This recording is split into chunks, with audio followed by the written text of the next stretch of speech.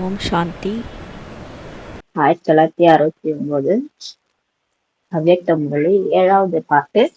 பாபா தலைப்பு சொல்றாங்க, கர்ம யோகத்தில் யோக பலத்தின் வெற்றி ஒரு விசித்திரமான அனுபவம். இன்று எப்போது வதனத்திற்கு சென்றேனோ சென்றதுமே சிவபாபா மற்றும் நமது பிரம்மா பாபா இருவருமே ஒன்றாக அமர்ந்திருந்தனர். இப்ப பாபா குல்சாதாதி எங்க போனாங்க, சூட்ச்ம லோகத்துக்கு போனதுமே அங்க சிவபாபா பிரம்மா பாபா 2 பேருமே ஒன்னா உட்கார்ந்து இருந்தாங்க.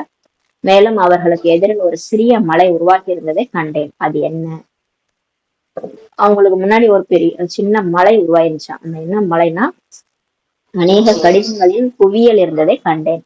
நிறைய லெட்டர், அதாவது குழந்தைகள்ட்ட இருந்து வந்த லெட்டரை பார்த்தாரு. அதுதான் மலை மாதிரி இருந்துச்சு. அவ்வளவு கடிதங்கள் இருந்தன, ஒரு மலை போல் குவிந்து இருந்தன. நான் சென்றடைந்ததும் பிரம்மா பாபா என்னை பார்த்தார். மேலும் கூறினார், ஈஷு எங்கே இருக்கிறார்? பிரம்மா பாபா கேட்கிறாரு, ஈஷு தாதி இருக்காங்களா, அவங்க எங்க இருக்கிறாங்கன்ட்டு. எவ்வளவு கடிதங்கள் வந்து விட்டன பாபா, நான் வந்திருக்கிறேன் என்று நான் கூறினேன். குல்சாதாரி சொல்றாங்க, எவ்வளவு லெட்டர் வந்துருச்சு பாபா, நான் வந்துட்டேன் அப்படின்னு சொல்லி சொன்னேன். ஈஷு குழந்தையும் உடன் அழைத்து வந்திருக்கிறீர்கள் அல்லவான்னு சொல்லி கேட்டாரு. அதாவது ஈஷு தாதி இருக்காங்களா, அவங்களையும் கூட்டு வந்திருக்கீங்க அல்லவான்னு சொல்லி கேட்கிறாரு. பாருங்கள், ஈஷு குழந்தையே நான் 2 நிமிடங்களில் இந்த அனைத்து கடிதங்களையும் முடித்து விடுகிறேன் என்று பாபா கூறினார். பாபா சொல்றாரு, இந்த 2 நிமிஷத்துல அந்த கடிதத்தை எல்லாம் முடிச்சிடறான்றாரு. சிவபாபா சாட்சியாகி சிரித்து கொண்டே இருந்தார். இதெல்லாம் பிரம்மா பாபா சொல்றாரு. பிரம்மா பாபா 2 நிமிஷத்துல அந்த கடிதத்துக்கு அந்த ரிப்ளை எழுதிடுவாராம். சிவபாபா இதெல்லாம் பார்த்து சிரிச்சாரு. சிறிது நேரத்தில் ஈஷு சகோதரியும் அங்க தோன்ற விட்டார். கொஞ்ச நேரத்துல ஈஷு சகோதரியில அவங்களும் டிரான்ஸ்ல வந்து பக்கத்துல நிக்கிறாங்க. ஈஷுனுடைய முகமானது முற்றிலும் சாந்தமாக இருந்தது. ஈஷு தாதி இருக்காங்களா, அவங்களுடைய முகம் ரொம்ப சாந்தமா இருந்தது. குழந்தாய், என்ன யோசித்துக் கொண்டிருக்கிறீர்கள் சொல்லி கேட்டார் பாபா. இன்று கடிதங்களுக்கான பதில் கொடுக்க வேண்டும் என்று பாபா கூறினார்.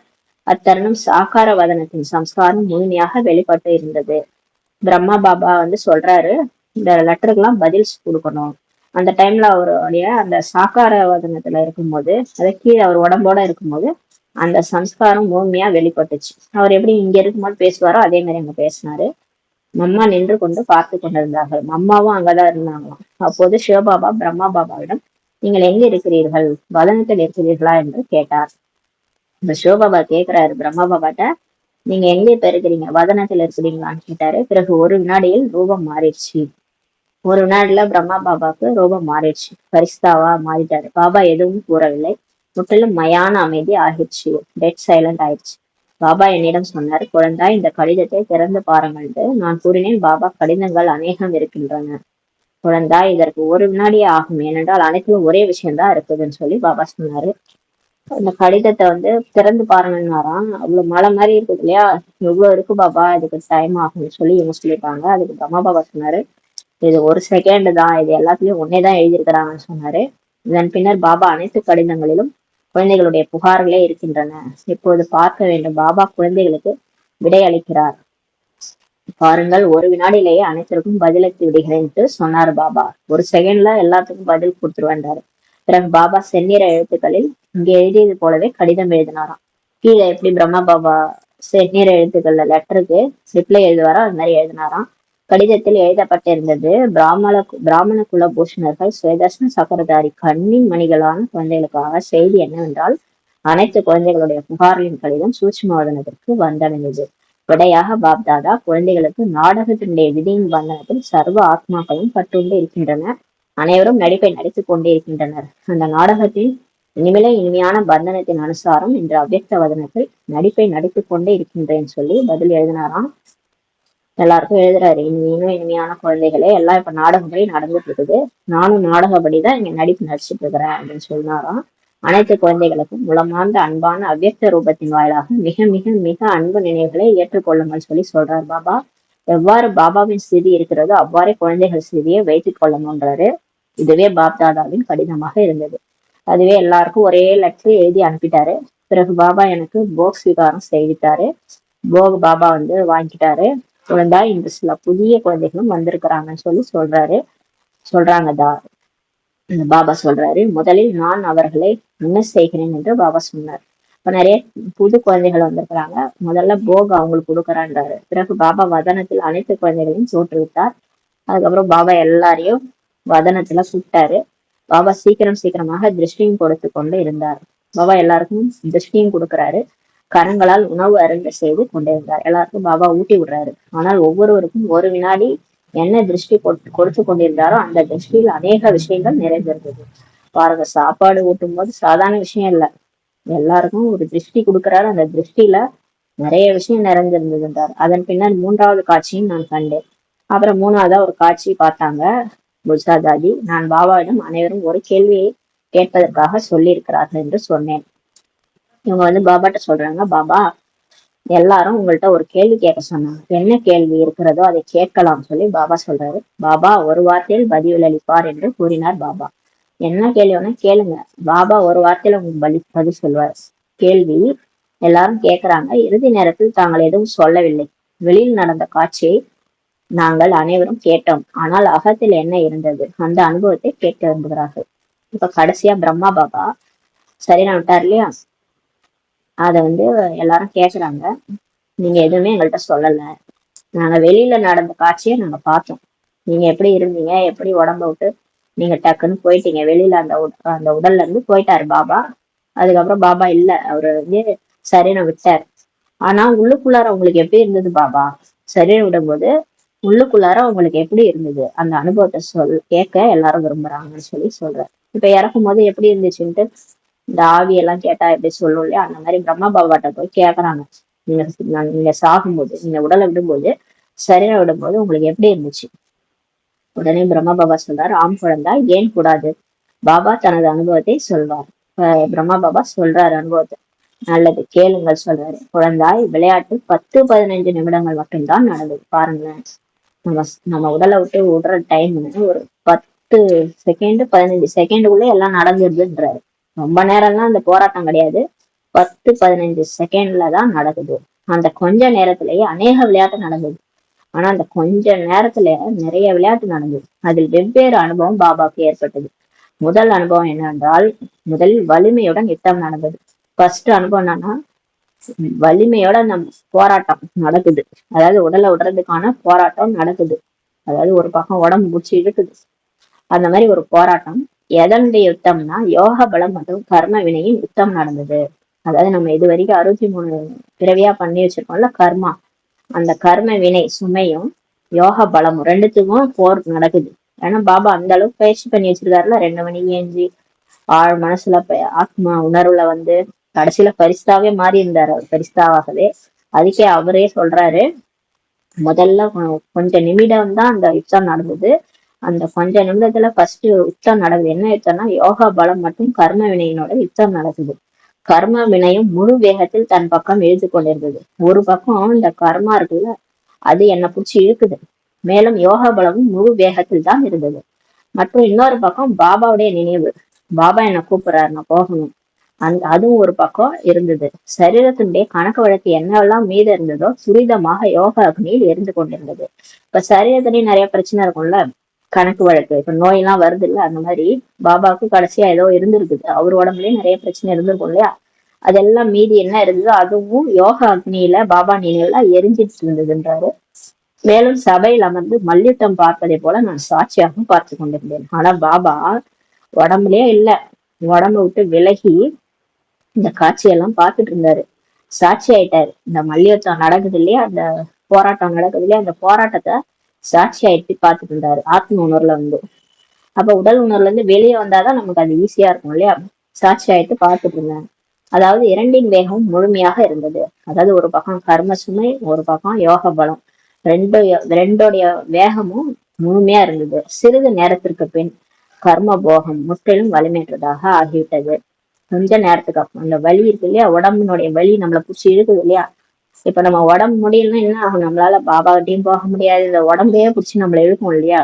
என்னடா இது கடைசி நேரம் வந்துருச்சு, ஆனா உடம்பு ரொம்ப வலிக்குதே, ஆனா உடம்பு விட்டு போக முடியலன்னா அந்த கர்ம போகம் பழகுது, அது நம்மளை பிடிச்சி இழுக்குது பாபா கிட்ட போக விடாம. அதுக்கு நிறைய யோக சக்தி இருந்தாதான் அதுல விட்டு நம்மளால வெளில போக முடியும். பாபா சொல்றாரு, அந்த 10-15 நிமிடத்துல அந்த கர்ம வலி போகம் இருக்கு இல்லையா, அந்த வலி ஃபுல்லா போயிடுச்சு. அது வலிமையற்றதா ஆயிடுச்சு, அது தோத்து போயிடுச்சு. அந்த மல்யுத்தத்துல இந்த மாயா அந்த தேக உணர்வுகள்ல அது தோத்து போச்சு, முற்றிலுமாக வலி மறைஞ்சிருச்சு ஏன்னா அவர் உடம்ப விட்டு வெளில வந்துட்டாரு. அப்ப அவருக்கு வலி போயிடுச்சு. இறுதியில் யோக பலம் கர்ம வினையின் மீது வெற்றி அடைந்ததாக அனுபவமாகி கொண்டிருந்தது. கடைசியில அவர் பண்ணி வச்சிருந்தாருல யோகா பலம்ன்றது அந்த டைம்ல பாபாவை நினைக்கிறது இல்ல. அவர் எத்தனை வருஷமா 1936 இருந்து பிராக்டிஸ் பண்ணாருல, பயிற்சி பண்ணாருல, அவ்வளவு பயிற்சிங்க தான் கடைசியில உதவி செஞ்சிருக்கு அவருக்கு. அவர் அவ்வளோ யோகா காலையில எழுந்திருக்கிறது, ஞானத்தை படிக்கிறது, சிந்தனை பண்றது, எல்லாருக்கும் சொல்லி கொடுக்கறது, இவ்வளவு சக்தி அவருக்குள்ளார இருந்தது இல்லையா. பாபா வேற அவர் உடம்புல வந்துட்டு வர போனார். இந்த யோகா பலம் தான் அவருக்கு கர்ம வினையின் மீது வெற்றி அடைந்ததாக அனுபவம் ஆயிடுச்சுன்றாரு. அச்சமயம் 3 விஷயங்களின் கூடவே நடந்து கொண்டிருந்தது. அந்த நேரம் 3 விஷயம் கூடவே நடந்துட்டு இருந்துச்சு. அது என்னன்னா, ஒரு புறம் பாபா, நீங்கள் என்னை தன்னிடம் அழைத்து கொண்டிருக்கிறீர்கள் என பாபாவிடம் உரையாடி கொண்டிருந்தேன். ஒரு பக்கம் இவர் பேசிட்டு இருந்தாரு. ஏன்னா அது கடைசி முடிவு வந்துருச்சு, நம்ம உடலை விட போறோம்னு ஒரு தெரிஞ்சிருச்சு, கர்மாதி ஸ்டேஜ் வந்துருச்சுன்ட்டு. ஒரு பக்கம் பாபா கிட்ட பேசிட்டு இருந்தாரு. பாபா, நீங்க என்ன கூப்பிட்டு இருக்கிறீங்கன்ட்டு பேசிட்டு இருந்தாரு. மறுபுறம் குறிப்பாக சில குழந்தைகளின் நினைவு இல்லை, ஆனால் அனைத்து குழந்தைகளுடைய அன்பின் நினைவு சுத்தமான மோகம் என்ற ரூபத்தில் இருந்தது. இன்னொரு பக்கம் பற்றுலாம் யாரு மாதிரியும் இல்ல. சில குழந்தைகள்னா யாரு, தாதிஸ் தான், தாதி தீதி, அவங்க மேல இவங்களுக்கு கொஞ்சம் சுத்தமான மோகம் இருந்தது. அதாவது அசுத்தமான மோகம் கிடையாது, பற்று கிடையாது, சுத்தமான மோகம் ரூபத்துல இருந்தது. பாக்கி சுத்தமான மோகத்தினுடைய உணர்விற்கோ அல்லது இந்த சங்கல்பத்திற்கோ விடுதலை அளிக்கவில்லை, அல்லது வேற எந்த சங்கல்பமும் இல்லாமல் இருந்தது. அப்புறமா கொஞ்ச நேரத்துல அவருக்கு எந்த ஒரு எண்ணமும் இல்லை, யாரை பத்திய நினைவும் இல்லை. மூன்றாவது பக்கம் சரீரத்திலிருந்து எப்படி ஆத்மா வெளியேறி கொண்டிருந்தது என்ற அனுபவம் ஏற்பட்டு கொண்டிருந்தது. மூன்றாவது அவருக்கு அந்த நம்ம எப்படி இந்த உடம்பு விட்டு போயிட்டு இருக்கிறோம் என்ற அனுபவம் அவருக்கு ஏற்பட்டு இருந்துச்சு. கர்மாதீத்து விடுபட்ட நிலை பற்றி பாபா முன்பே முரளியும் நடத்தியிருக்கிறார். பாபா நமக்கு ஏற்கனவே இந்த கர்மாதீத்த நிலையை பத்தி சிவபாபா நமக்கு பாடமும் எடுத்திருக்கிறார். அதில் எவ்வாறு சப்தத்திலிருந்து சப்தமின்மை ஏற்படுகிறது, அவ்வாறே முற்றிலும் மயான அமைதியும் அனுபவம் ஏற்பட்டு இருந்துச்சு. அப்ப எப்படி நம்ம அந்த சவுண்ட் இந்த உலகத்துல இருந்து வெளிப்பட்டு நம்ம வெளியே பரந்தாமத்துக்கு போறோம் இல்லையா, சப்தமின்மை, அதாவது அந்த சவுண்டே இல்லாத நிலை, அந்த நிலை வந்துருச்சு. டெட் சைலன்ஸ் அனுபவம் ஏற்பட்டு இருந்தது. மேலும் எப்படி ஒவ்வொரு அங்கத்திலிருந்தும் ஆத்மா தனது சக்தியை நீக்கி கொண்டிருக்கிறது என்பதை பார்த்து கொண்டிருந்தேன். இப்ப ஆத்மா நினைச்சிட்டு இருக்குல்ல, இதுதான் நானு, இந்த கை நானு, கால் நானு எல்லாம் நினைச்சிட்டு இருந்ததுல, இப்ப அதுல இருந்து ஆத்மா அந்த சக்தியை நீக்கி உடம்ப விட்டு வெளியே வந்துருச்சு. அப்ப ஒவ்வொரு உடம்புல இருக்கிற ஒரு பாகமும் என்ன ஆயிடுச்சு, சக்தி இழந்துருச்சு. நம்ம இருக்கிறதுனாலதான் இந்த உடம்பு இயங்குது, நம்ம வெளியே போயிட்டோம்னா அந்த உடம்பு இயங்காது. அப்ப ஒரு அங்கத்துல இருந்தும் அந்த சக்தி வெளியே வந்துருச்சுன்றாரு. ரொம்ப டீப்பா எக்ஸ்பிளைன் பண்றாரு. உடலை விடும்போது எப்படி அவருக்கு அனுபவம் இருந்ததுன்ட்டு. கர்மாதித் நிலையினுடைய மரணம் என்றால் என்ன என்பதனுடைய அனுபவம் ஏற்பட்டு இருந்துச்சுன்னு சொல்றாரு. இதுதான் எல்லா கர்ம, அதாவது சாதாரண மரணம் கிடையாது. இப்ப நிறைய பேர் இறக்குறாங்கல்ல, ஆக்சிடென்ட் அப்படி இப்படின்னு உடம்ப விட்டு போறாங்க, அது கர்மாதித்த மரணம் கிடையாது. இது எல்லாத்தையும் முடிச்சு ஒட்டுமொத்தமா 63 ஜென்ம கணக்கு வழக்கு எல்லாத்தையும் முடிச்சுட்டு யோகா பலத்தினால கர்ம கணக்கே முடிச்சுட்டு கர்மங்களை வென்ற நிலையினுடைய மரணம் என்ன என்றால் என்னன்ற அனுபவம் எனக்கு ஏற்பட்டு இருந்ததுன்னு சொல்றாரு. அதாவது முழு கல்பத்தையுமே முடிச்சுட்டு கிளம்புறாரு. அப்ப அந்த அனுபவம் என்னன்றது அவருக்கு ஏற்பட்டுச்சு. இதுவே எனது அனுபவம் பாபா எடுத்து வைக்கிறார். பிறகு நான் பாபாவிடம், பாபா, ஒருவேளை நாங்கள் அனைவரும் எதிரில் இருந்தால் பாபாவை தடுத்திருப்போம் என்று எல்லா குழந்தைகளும் சொல்றாங்கன்ட்டு சொன்னேன். அதற்கு பாபா, குழந்தாய், தடுத்திருந்தால் இந்த நாடகம் எவ்வாறு நடைபெறும் சொன்னாரு. எல்லாரும் கூடவே இருந்ததா பாபா போவாதீங்க போவாதீங்கன்னு சொல்லியிருப்பாங்க இல்லையா, அப்புறம் எப்படி இந்த டிராமா நடைபெறும் பாபா சொன்னார். பிறகு பாபாய் காட்சியானது இப்போது செயற்கையாக தோன்றுகிறது, உண்மையான நாடகமாக தோன்றவில்லை என்று நான் கூறினேன். அவங்க சொல்றாங்க, குசாதாரி சொல்றாங்க, இந்த காட்சி ஒரு செயற்கையா தெரியுது பாபா, இந்த நாடகமா எங்களுக்கு தெரியலன்னு சொன்னாங்க. குழந்தாய், அன்பின் இனிய நூல் இழையானது இணைந்திருக்கும் காரணத்தினால் உங்களுக்கு இறுதி வரை இது அதிசயமாகவே தென்படும் சொல்றாரு. மேலும் இப்போதும் சம்பந்தம் இருக்கிறது, சாக்கார ரதம் தான் போயிடுச்சு, அதாவது இப்போதும் உங்களுக்கும் எனக்கும் சம்பந்தம் இருக்கு, இந்த உடல் தான் போயிடுச்சு, இருந்தாலும் நமக்குள்ளார சம்பந்தம் இருக்கு. ஆனால் பிரம்மாவின் ரூபத்தில் இப்போது அவ்வியக்த நடிப்பை நடித்துக் கொண்டிருக்கிறார் என்று சிவபாபா சொன்னார். சிவபாபா சொல்றாரு, உங்களுக்கும் பிரம்மா பாபாவுக்கும் இன்னும் சம்பந்தம் இருக்குது, அந்த உடல் தான் போயிடுச்சு, இருந்தாலும் இப்ப அவ்வியக்த நடிப்பு நடிக்கிறார். நானும் அவ்வப்போது சாக்கார வதனத்திற்கு சென்று வருகிறேன். பிறகு எங்கே இருக்கிறீர்கள் என்று சிவபாபா கேட்கிறார். பிரம்மா பாபாவும் அடிக்கடி கீழே வந்துட்டு போறாராம். அதனால சிவபாபா கேக்குறாராம், இப்ப கீழே இருக்கிறீங்களா மேல இருக்கிறீங்களா. இங்க இருக்கும்போது சாக்கார வதனத்தில் எங்கு கட்டிடம் உருவாகி கொண்டிருக்கின்றதோ அங்கு வரை செல்கிறேன் பிரம்மா பாபா சொன்னாரு. நான் பாபா அவ்வப்போது பாபா வலம் வந்து கொண்டிருப்பதாக தோன்றுகிறது என்றேன். உஷாதாதி சொல்றாங்க, பாபா நீங்க அடிக்கடி நீங்க வர்றது எங்களுக்கு தெரியுது. ஏன்னா பிரம்மா பாபா மேல இருந்தாலும் கீழே அடிக்கடி வந்து இந்த கட்டிடங்கள்லாம் பாக்குறாராம். நான் வலம் வருகிறேன், அந்த உணர்வு குழந்தைகளுக்கு ஏற்படத்தான் செய்யும் என்று பிரம்மா பாபா கூறினார். பிரம்மா பாபா கீழே வராராம், அடிக்கடி வராராம், அது குழந்தைகளுக்கு தெரியும் சொல்லி சொல்றாரு. கருத்து என்னவென்றால் உரையாடல் நடந்து கொண்டிருக்கிறது. கருத்து என்னன்னா, பாபா வந்து எல்லாருமே பேசிட்டு இருக்கிறார். பிறகு பாபா ஒரு காட்சி காண்பித்தார். ஒரு சக்கரத்திற்கு உள்ளே பல சக்கரங்கள் தென்பட்டன. இந்த சக்கர வியூகம்னு சொல்லுவாங்கல்ல, இந்த மகாபாரதத்துலாம் சொல்லுவாங்கல்ல, உள்ள போனா வெளியே வர தெரியணும் வழி, சக்கர வியூகம்ட்டு அந்த மாதிரி காட்சி ஒண்ணு காமிச்சாரு. அச்சக்கரத்திலிருந்து இருந்து வெளியேறுவதற்கு 4-5 வழிகள் தென்பட்டன. ஆனாலும் வெளியேற இயலாத விதமாக சக்கரமானது உருவாக்கப்பட்டிருக்கிறது. ஒரு சக்கர வியூகம் இருக்கு, அதுல 4-5 வழி இருக்குது, இருந்தாலும் அதுல இருந்து வெளியே வர முடியாத மாதிரி அந்த சக்கரம் இருக்குது.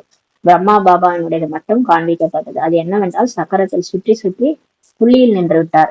இதுல பிரம்மா பாபா மட்டும், அதாவது அர்ஜுனன் போயிட்டு வருவார்ல, அந்த மாதிரி அர்ஜுனன் போயிட்டு வந்துருவாரு, அபிமன்யு மாட்டிக்குவாரு. அந்த மாதிரி பிரம்மா பாபா மட்டும் என்ன பண்ணிட்டாரு, சக்கரத்துல சுத்தி சுத்தி புள்ளியில நின்னுட்டாரு, பூஜ்ஜியத்துல நின்னுட்டாரு, வெளியேறவில்லை. இது கூட நாடகத்தின் பந்தனம் சொல்லி சொல்றாரு. இன்னும் அவரே வெளியேறல. இதை இப்ப கூட அவர் வந்து ஃபுல்லா முடிக்கல தன்னுடைய பாகத்தை. அவரு டிராமாவுக்கு கட்டுப்பட்டு இருக்கிறாரு. பிரம்மாவும் நாடகத்தின் வட்டத்திலிருந்து வெளியேற இயலவில்லை. நாடகத்தின் பந்தனத்திலிருந்து எவரும் விடுபட இயலாது. பிரம்மா பாபாவே நாடகத்தில் கட்டுப்பட்டு இருக்காரு. அப்ப யாருமே நாடகத்திலிருந்து வெளியே வர முடியாது. அந்த பூஜ்ஜியம் புள்ளி வரை சென்றடைந்து விட்டார். ஆனாலும் கூட நாடகத்தின் இனிமையான பந்தனம் இருக்கிறது என பாபா புரிய வைத்தார். இந்த இனிய பந்தனத்தை விளையாட்டு ரூபத்தில் காண்பித்தார். இதுதான் காட்சியா வந்து விளையாட்டு ரூபத்துல இந்த நாடகத்தினுடைய பந்தனத்துல எல்லாரும் கட்டுன்னு இருக்கிறோம் அப்படின்றத காண்பிச்சார். ஏன்னா இப்ப சில பேர் சொல்றாங்கல்ல, ஐயோ எனக்கு என்ன பிறவியே வேணாம், நடிக்கவே கூடாது, இதோட முக்தி மோட்சம் அடைஞ்சிடணும், அதெல்லாம் முடியாதுன்றாரு. எல்லாரும் திரும்ப நடிச்சுதான் ஆகணும். திரும்ப வந்து எல்லாரும் ஃபர்ஸ்ட்ல இருந்து சத்தியுகத்துல இருந்து நடிச்சுதான் ஆகணும். எல்லாத்துலயும் பிரம்மா பாபாவே கட்டுண்டு இருக்கிறாரு போது நாடகத்துல பூஜ்ஜியத்துல வந்து அவரே நிக்கிறாரு போது நம்மளும் அதே மாதிரிதான் கட்டுண்டு இருக்கணும்னு சொல்றாரு. பிறகு பிதா ஸ்ரீ பாதாம் ஊட்டினார். அதுக்கப்புறம் பாதாம் ஊட்டி விட்டாராம் பாபா. விடை கொடுத்து விட்டு செல்வாய் குழந்தாய், நேரம் ஆகிவிட்டது என்று பாபா சொன்னார். ஓம் சாந்தி. நன்றி பாபா.